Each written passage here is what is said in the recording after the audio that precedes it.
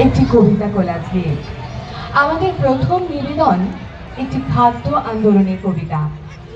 শিশু রাষ্ট্রের কার্যকলাপে স্বাধীনতার মোহ যখন অচিরেই ফিকে হতে শুরু করেছিল, কোচবিহারের খাদ্য আন্দোলনের মিছিলের ওপর গুলি করেছিল পুলিশ।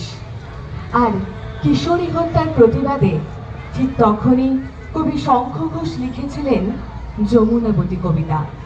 চলুন শুনে নেওয়া যাক যমুনাবতী কবি শঙ্খ ঘোষের লেখা। One more unfortunate, weary of breath, rashly importunate, gone to her death. নীলিতে মা একটু আগুন দে, আর একটু কাল বেঁচেই থাকি বাঁচার আনন্দে। নতুন নতুন পায়রা গুলি খাঁচাতে বন্দি, দু এক মুঠো ভাত পেলে তা ওরাতে বন্দি। হায় তোকে ভাত দি, কি করে যে ভাত দি, হায় হায় তোকে ভাত দেব, কি করে যে ভাত দেব, হায়। নিভন্ত এই চুল্লি তবে একটু আগুন দে, হাড়ের শিরায় শিখার মাতন মরার আনন্দে। দুই পারে দুই রুই কাতলার মারণি ফন্দি, বাঁচার আশায় হাত হাতিয়ার মৃত্যুতে মন্দি।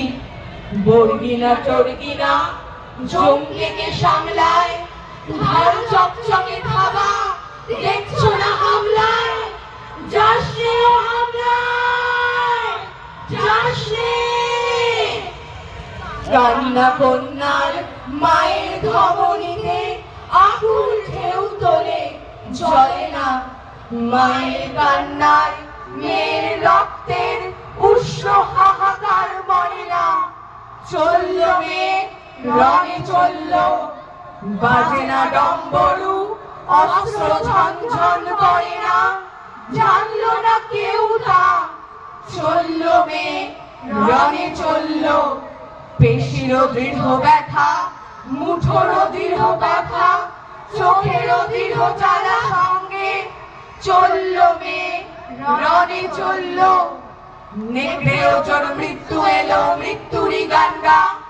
মায়ের চোখে বাপের চোখে দু তিনটে গঙ্গা, দুর্বাতে তার রক্ত লেগে সহস্র সঙ্গী, জলে ধক ধক যজ্ঞে ঢালে সহস্র মনঘি।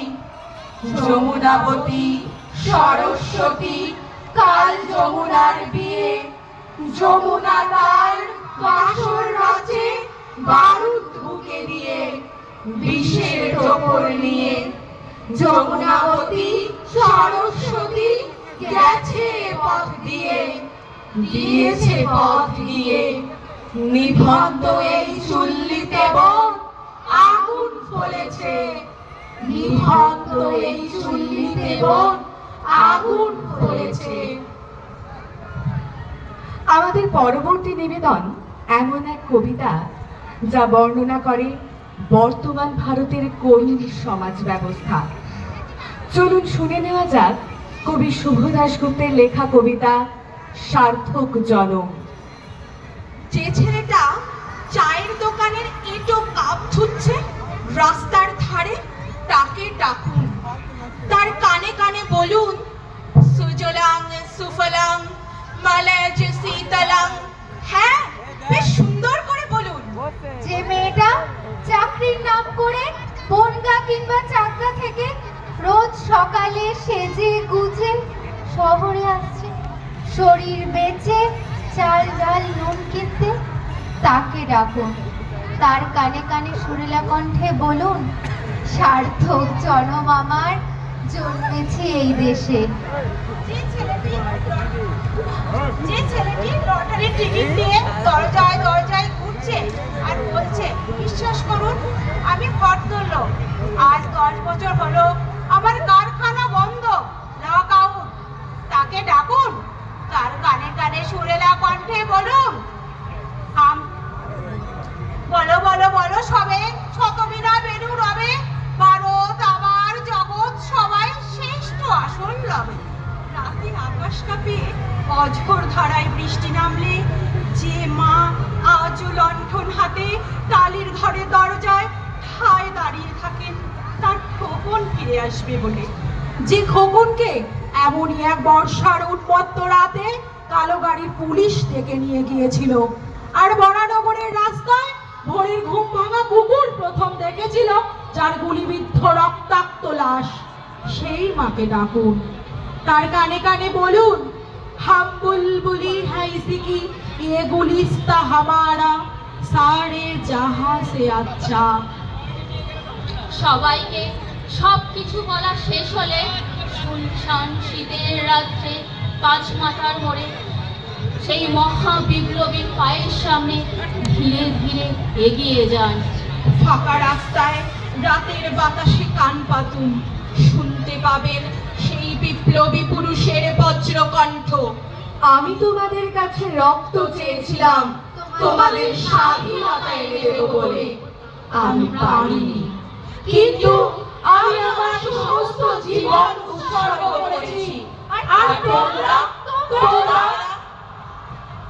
আমাদের পরবর্তী নিবেদন একটি হাস্য কৌতুকময় অথচ নিবিড় অর্থ বহনকারী কবিতা, যেখানে কবি তুলে ধরেছেন সমাজের উচ্চাকাঙ্ক্ষী মানুষদের মনুষ্যত্ব এবং চিন্তাধারা। শুনবেন কবি শুভ দাশগুপ্তের লেখা কবিতা ক্ষুদিরাম হবে পাশের বাড়ির ছেলে।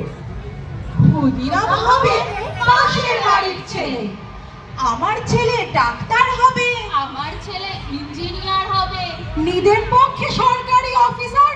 ক্ষুদিরাম হবে পাশের বাড়ির ছেলে, আমার ছেলে দেশ চালাবে, দেশ শাসন করবে, গাড়ি চাপবে, সামনে ড্রাইভার, পেছনে চাপরাশি আটগাড়ি, গরমে কুলুমালালি, শীতে কোবালাম বিলিক্স।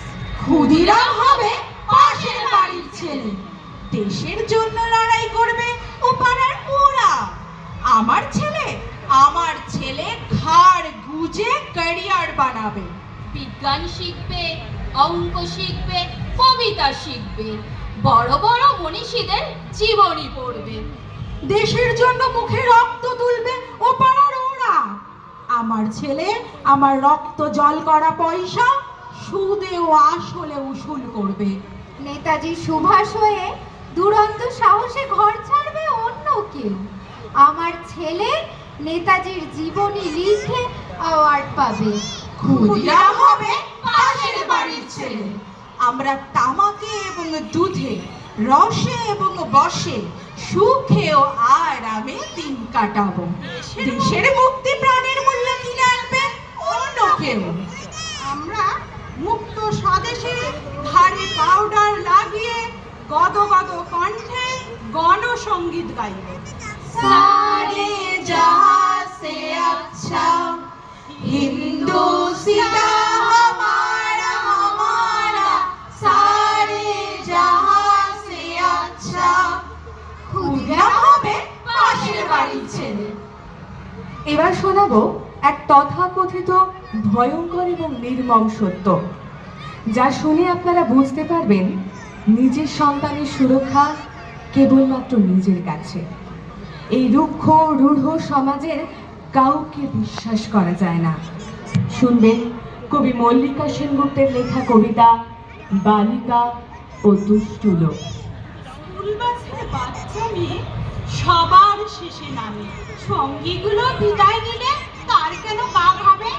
বাসের কাকু, বাসের চাচা কেমন যেন করে, হঠাৎ গাড়ি থামিয়ে দিয়ে আমায় নিয়ে পড়ে।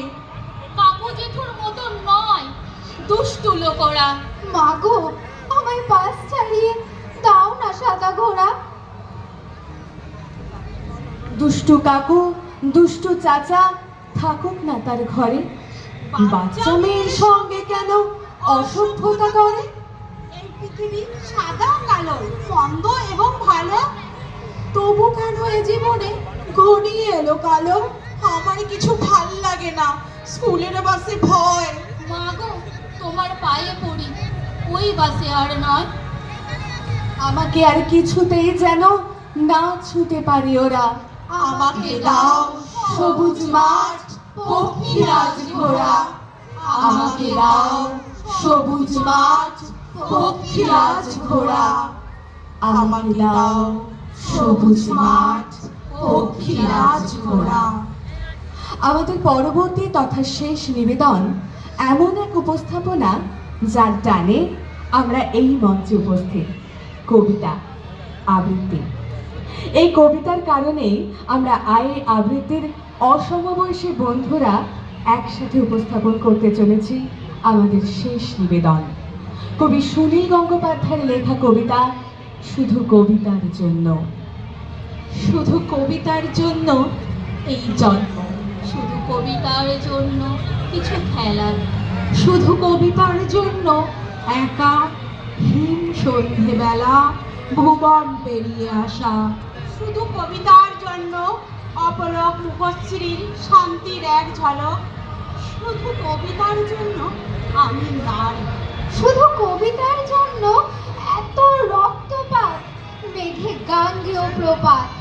শুধু কবিতার জন্য আরো দীর্ঘ দিন বেঁচে থাকতে লোভ হয়, মানুষের মতো ক্ষোভময় বেঁচে থাকা।